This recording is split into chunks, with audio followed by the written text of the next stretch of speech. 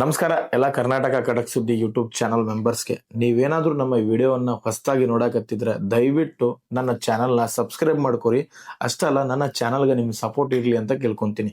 ಇವತ್ತು ನಾ ನಿಮ್ಗೆ ವಿಚಾರ ಏನ್ ತಿಳ್ಸಾಕತ್ತೇನಪ್ಪ ಅಂತಂದ್ರೆ, ನೀವು ಈಗಾಗಲೇ ಸೋಷಿಯಲ್ ಮೀಡಿಯಾದಾಗ ವೈರಲ್ಗಳಾಗ್ತಿದಾವ್. ಮಹಾರಾಷ್ಟ್ರದ ಪೋಸ್ಟ್ಗಳು ಇಲ್ಲಿ ಬರಾಕತ್ತಾವ್, ಫೇಕ್ ಸುದ್ದಿನ ಎಬ್ಸ್ಯಾರ. ಅದ್ರ ಬಗ್ಗೆ ನಿಮ್ಗೆ ತಿಳಿಸ್ತೀನಿ. ಈಗಾಗಲೇ ನೀವು ಸೋಷಿಯಲ್ ಮೀಡಿಯಾ ಮುಖಾಂತರ, ನ್ಯೂಸ್ ಚಾನೆಲ್ಗಳ ಮುಖಾಂತರ ಇಸ್ರೇಲ್ ಮತ್ತು ಇರಾನ್ ಯುದ್ಧವನ್ನ ನೋಡಾಕತ್ತೀರಿ. ಇಸ್ರೇಲ್ ಮತ್ತು ಇರಾನ್ ಯುದ್ಧ ಯಾವಾಗ ಶುರು ಆಗೇತಲ್ಲ, ಅವಾಗಿಂದ ಒಂದು ಹೆದರಿಕೆ ಶುರು ಆಗ್ಬಿಟ್ಟೈತಿ ನೋಡ್ರಿ. ಅದೇನಪ್ಪಾ ಅಂತಂದ್ರ, ಇಡೀ ಜಗತ್ತಿನೊಳಗ ಈ ತೈಲ ಪೂರೈಕೆ ಒಳಗ ಹೆಚ್ಚು ಕಡಿಮೆ ಆಗೇತಿ ಅಂತ ಹೇಳಿ ಬರಾಕತೈತಿ. पेट्रोल पंप पे हुआ हंगामा। एक बोले तो कल से पेट्रोल बने कहते ना, तो भाई 500 रुपए लीटर होने वाला है कहते पेट्रोल का रेट। तो पब्लिक देखे तो परेशान हो। ಅದಷ್ಟಲ್ಲ, ಹಾರ್ಮೋಜ್ ಇದು ಒಂದು ಕಿರಿದಾದ ಸಮುದ್ರ ಮಾರ್ಗ. ಇದನ್ನೂ ಕೂಡ ಬಂದ್ ಆಕೇತಿ, ಬಂದ್ ಮಾಡಾಕತ್ತಾರ ಅಂತ ಸುದ್ದಿ ಎಬ್ಸ್ಯಾರ.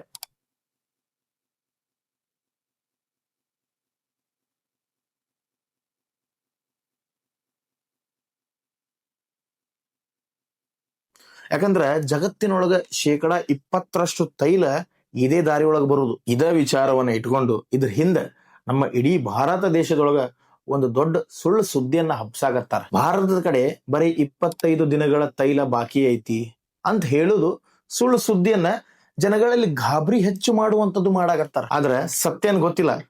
ನಮ್ ಕಡೆ ಬರೀ 25 ದಿನದಾಗ ಪೂರ್ತಿ 74 ದಿನದವರೆಗೆ ಭದ್ರತೆ ಇರುವಂತ ತೈಲ ಐತಿ. ಇವತ್ತು ನಾವು 25 ಮತ್ತು 74 ದಿನದೊಳಗ ಹಿಂದಿನ ಲೆಕ್ಕಾಚಾರ ಏನೈತಿ ಅಂತ ನೋಡೋಣ ಬರ್ರಿ. 25 ದಿನಗಳ ವಾಣಿಜ್ಯ ಸಂಗ್ರಹ, ಮೊದಲು 25 ದಿನದಾಗ ಲೆಕ್ಕಾಚಾರ ಎಲ್ಲಿಂದ ಬಂತು ಅಂತ ನೋಡೋದಾದ್ರ ಇದನ್ನ ಕಮರ್ಷಿಯಲ್ ಸ್ಟಾಕ್ ವಾಣಿಜ್ಯ ಸಂಗ್ರಹ ಅಂತ ಕರೀತಾರ. ಭಾರತದ ಸಾರ್ವಜನಿಕ ವಲಯ ಕಂಪನಿಗಳಾಗಿರುವಂತಹ IOCL, HPCL, BPCL ತಮ್ಮ ಪೈಪ್ಲೈನ್ಗಳು, ರಿಪ್ಲೈನರ್ಗಳು ಮತ್ತು ಹಡಗಿನಲ್ಲಿ ಸದಾ ಒಂದಿಷ್ಟು ತೈಲವನ್ನ ಇಟ್ಟಿರ್ತಾರ. ಇದು ಸುಮಾರು 100 ಮಿಲಿಯನ್ ಬ್ಯಾರಲ್ಗಳಷ್ಟು ಇರ್ತೈತಿ. ನಮ್ಮ ಭಾರತ ದೇಶಕ್ಕೆ ದಿನಕ್ಕೆ ಸುಮಾರು 5 ಮಿಲಿಯನ್ ಬ್ಯಾರಲ್ ತೈಲ ಬೇಕು. ಆ ಲೆಕ್ಕದೊಳಗ ಇದು ಕೇವಲ 25 ದಿನದಾಗ ಮಾತ್ರ ಸಾಕಾಕೇತಿ. ಒಂದ್ ವೇಳೆ ಪೂರೈಕೆ ಮಾಡುವುದಕ್ಕೆ ಏನಾದ್ರೂ ಅಡಚಣೆ ಆದ್ರ ಸರ್ಕಾರ ಈ ದಾಸ್ತಾನ ಮಿತವಾಗಿ ಬಳಸಿ 40ರಿಂದ 45 ದಿನದ ಒಳಗ ವಿಸ್ತರಿಸುವಂತ ಸಾಮರ್ಥ್ಯ ಐತಿ. ಇದಷ್ಟ ಅಲ್ಲ, ನಮ್ಮ ಸರ್ಕಾರ ಇಂಥವೇನಾದ್ರೂ ತೊಂದರೆ ಬರ್ತಾವಂತನ ಹೇಳಿನ ಕೆಲವೊಂದಿಷ್ಟು ತೈಲವನ್ನ ರಿಸರ್ವ್ ಮಾಡಿ ಇಟ್ಟಿರ್ತಾರ. ಅದನ್ನ ಸ್ಟ್ರಾಟಜಿಕ್ ಪೆಟ್ರೋಲಿಯಂ ರಿಸರ್ವ್ ಅಂತ ಹೇಳ್ತಾರ, SPR ಅಂತ ಕರೀತಾರ. ಇವೆಲ್ಲದೋ ಗೊತ್ತ ನಿಮ್ಗೆ? ಒಂದು ಆಂಧ್ರ ಪ್ರದೇಶದ ವಿಶಾಖಪಟ್ಟಣದೊಳಗ ಐತಿ, ಇನ್ನೊಂದ್ ನಮ್ಮ ಕರ್ನಾಟಕದೊಳಗ ಅದಾವ. ಅವು ಯಾವಪ್ಪ ಅಂತಂದ್ರ, ಒಂದು ಮಂಗಳೂರು, ಇನ್ನೊಂದು ಪದೂರು.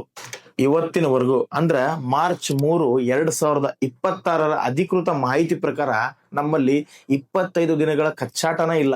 25 ದಿನಗಳ ರೆಡಿ ಇರುವಂತ ತೈಲ ನಮ್ ಕಡೆ ಬಾಕಿ ಐತಿ. ನಮ್ಗ್ ಸಾಕಾಕಿತ್ತದ. ಇವೆಲ್ಲವನ್ನು ಮತ್ತು SPR ಅನ್ನು ಸೇರಿಸಿದ್ರ ಒಟ್ಟು 74 ದಿನಗಳ ತೈಲ ನಮ್ ಕಡೆ ಈಗ ಬಾಕಿ ಐತಿ. ಈಗ ಸೋಷಿಯಲ್ ಮೀಡಿಯಾ ಮುಖಾಂತರ ಬಹಳಷ್ಟು ಮಂದಿ ಹೇಳಾಕತ್ತಾರ, ಸುಳ್ಳು ಸುದ್ದಿಯನ್ನ ಎಬ್ಸಾಕತ್ತಾರ. ನಾ ಅದನ್ನ ನೋಡಿದೆ. ಇರಾನ್ ಸಮುದ್ರ ಮಾರ್ಗವನ್ನ ಬಂದ್ ಮಾಡಿಬಿಟ್ರೆ ನಾವೆಲ್ಲ ಬೀದಿಗೆ ಬಂದ್ ಬಿಡ್ತೀವಿ ಅಂತ ಹೇಳುದು, ಜನರಿಗೆ ಸುಳ್ಳು ಸುದ್ದಿಯನ್ನ ಹೇಳುದು, ಭಯ ಹುಡ್ಸುದು.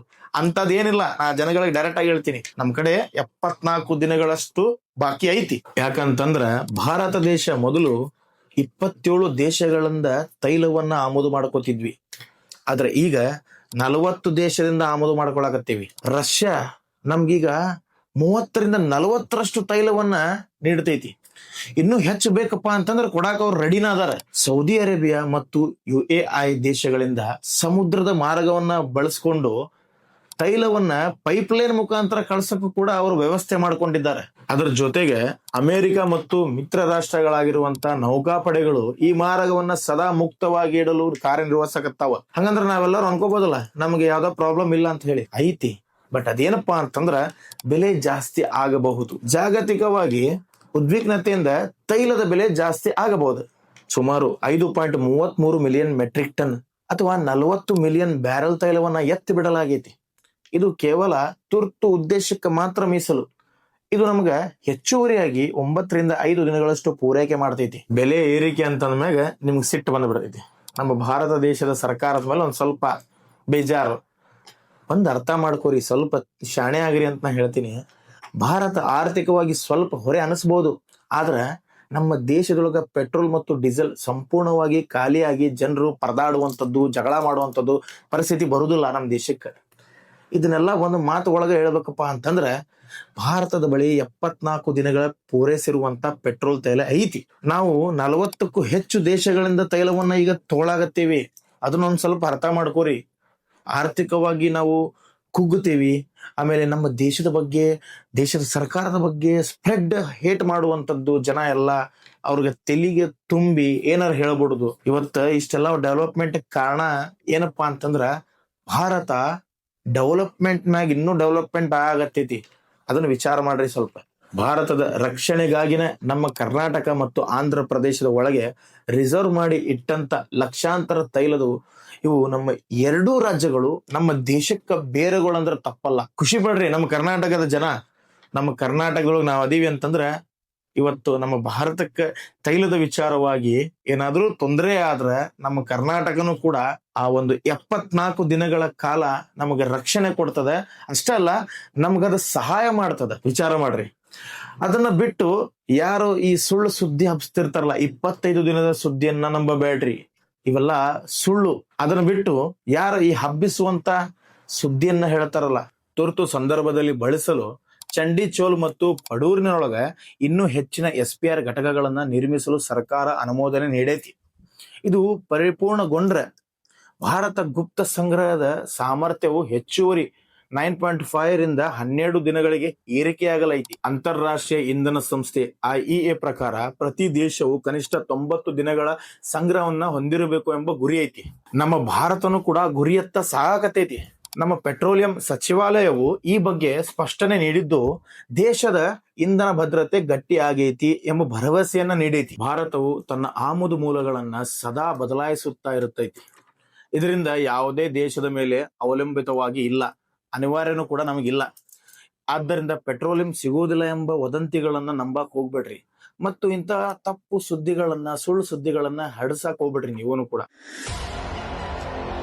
ಈಗೇನ್ ಸೋಷಿಯಲ್ ಮೀಡಿಯಾದೊಳಗೆ ಕೆಲವೊಂದಿಷ್ಟು ಜನ 500 ರೂಪಾಯಿ ಪೆಟ್ರೋಲ್ ರೇಟ್ ಆಕೈತಿ, 700 ಆಕೈತಿ ಅಂತ ಹೇಳಿ ಸುಳ್ಳು ಸುದ್ದಿಗಳನ್ನ ಹೇಳಿ ವಿಡಿಯೋ ಮುಖಾಂತರ ಜನರಿಗೆ ಮಬ್ಬು ಮಾಡ್ತಾರಲ್ಲ, ಅಂತವ್ರ ಮುಖ ಕೊಡೋದು ಒಂದು ವಿಚಾರ ಹೇಳ್ಬಿಡ್ತೀನಿ. ಭಾರತದ ತೈಲ ಸಂಗ್ರಹಗಳು ಅಂದು ಮತ್ತು ಇಂದು 1990ರ ಗಲ್ಫ್ ಯುದ್ಧದ ಸಮಯದೊಳಗ ಭಾರತ ಎದುರಿಸಿತ್ತು.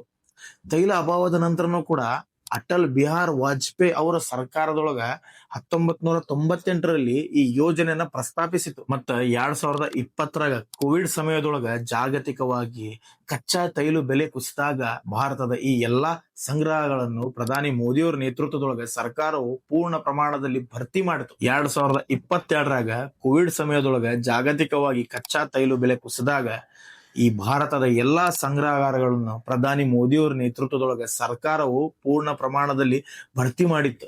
ಇದರಿಂದ ಸುಮಾರು 5,000 ಕೋಟಿ ಉಳಿತಾಯವಾಗಿತ್ತು.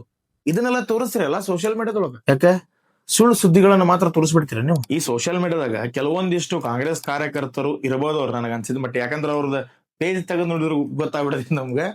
ಅವರೆಲ್ಲ ಫೇಕ್ ನ್ಯೂಸ್ಗಳನ್ನ, ಸುಳ್ಳು ಸುದ್ದಿಯನ್ನ ಹಬ್ಬಿಸಿ ಈಗಿರುವಂತ BJP ಸರ್ಕಾರದ ಮೇಲೆ ಕೆಟ್ಟ ಅಭಿಪ್ರಾಯ ಜನರಿಗೆ ಮೂಡ್ಲಿ ಅಂತ ಹೇಳಿ ಸುಳ್ಳು ಈ ತೈಲದ ವಿಚಾರವಾಗಿ ಹೇಳ್ತಾರ. ಸ್ಟೋರಿಗಳನ್ನ ಹಾಕಿದ್ದು ನಾ ನೋಡಿನಿ. ನಾವು ಒಂದ್ ಮಾತು ಹೇಳ್ತೀನಿ, ಯಾಕೆ ಹಿಂಗ ಸುಳ್ಳು ಸುದ್ದಿಯನ್ನ ಹಬ್ಬಿಸಿ ಜನಗಳಲ್ಲಿ ಬೇರೆದನ್ನೆಲ್ಲ ನೀವು ಇದನ್ನ ಮಾಡ್ತೀರಿ? ಯಾಕೆ ನಿಮ್ಗೆ ಸಹಿಸ್ಕೊಳಕ್ ಆಗ್ತಿಲ್ಲ? ಈಗ ನಮ್ಮ ದೇಶ ಪ್ರಗತಿಯಲ್ಲಿ ಮುಂದೈತಿ, ಯುದ್ಧದಿಂದ ದೂರ ಐತಿ. ನಮ್ಮ ದೇಶವನ್ನ ರಕ್ಷಣೆ ಪಡೆ ಎಷ್ಟು ನಮ್ಮನ್ನ ಕಾಪಾಡಕತ್ತೈತಿ ಅನ್ನೋದು ಕೂಡ ಜನರಿಗೆ ತಿಳಿಸಿರಲ್ಲ. ನೀವು ಇಲ್ಲಿ ಕುತ್ಕೊಂಡು ಟ್ವೀಟ್ ಮಾಡೋದು, ಕಮೆಂಟ್ ಮಾಡೋದು, ಹೇಟ್ ಸ್ಪ್ರೆಡ್ ಮಾಡೋದು ಮಾಡ್ತಿರಲ್ಲ. ಇಷ್ಟ ರಕ್ಷಣೆಯಿಂದ ನೀವು ಇದ್ದೀರಿ ಅಂತಂದ್ರೆ ಯಾವ ಸರ್ಕಾರ ಇದಕ್ಕೆ ಕಾರಣ ಇರ್ಬೋದು ಅನ್ನೋದು ನೀವು ಸ್ವಲ್ಪ ತಿಳ್ಕೋರಿ ಅಲ್ಲ. ಅದನ್ನು ಬಿಟ್ಟು ಯಾರ ಈ ಸುಳ್ಳು ಸುದ್ದಿಯನ್ನ ಹಬ್ಬಿಸ್ತಿರ್ತಾರಲ್ಲ, 25 ದಿನ ಸುದ್ದಿಯನ್ನ ನೋಡಾಕತ್ತಿರಲ್ಲ ನೀವು, ಇದನ್ನ ಯಾವ್ದನ್ನು ನಂಬಕ್ ಹೋಗ್ಬೇಡ್ರಿ. ಭಾರತ ಯಾವುದೇ ರೀತಿಯೊಳಗ ಜಾಗತಿಕವಾಗಿ ಆಘಾತವನ್ನ ಎದುರಿಸೋಕ ಸಿದ್ಧವಾಗೈತಿ. ಅದ್ ಎಂತ ಒಂದು ಪ್ರಾಬ್ಲಮ್ ಬಂದ್ರು ಕೂಡ ಜಾಗೃತರಾಗ್ರಿ ನೀವೆಲ್ಲ.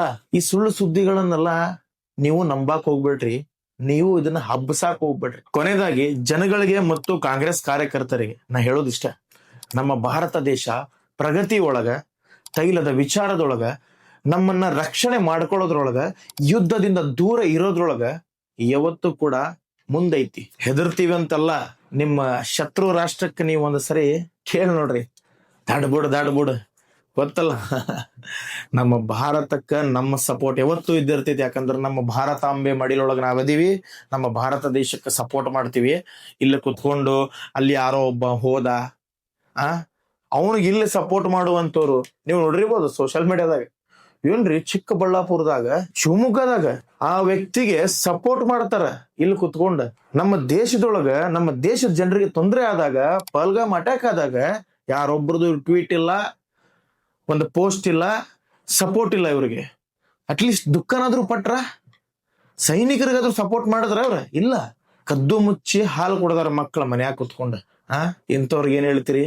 ಒಟ್ನಲ್ಲಿ ನಾ ಹೇಳೋದಿಷ್ಟ, ಜನರು ಎಚ್ಚರರಾಗ್ರಿ, ಹುಷಾರಾಗ್ರಿ, ಸತ್ಯವನ್ನ ಮಾತ್ರ ತಿಳ್ಕೊರಿ. ಈ ಸುಳ್ಳು ಸುದ್ದಿಗಳನ್ನ ತಿಳ್ಕೊಂಡು ನೀವು ಹುಚ್ಚರಾಗ್ಬೇಡ್ರಿ ಅಂತ ನಾ ಹೇಳ್ತೀನಿ ಅಷ್ಟೇ. ನಮಸ್ಕಾರ.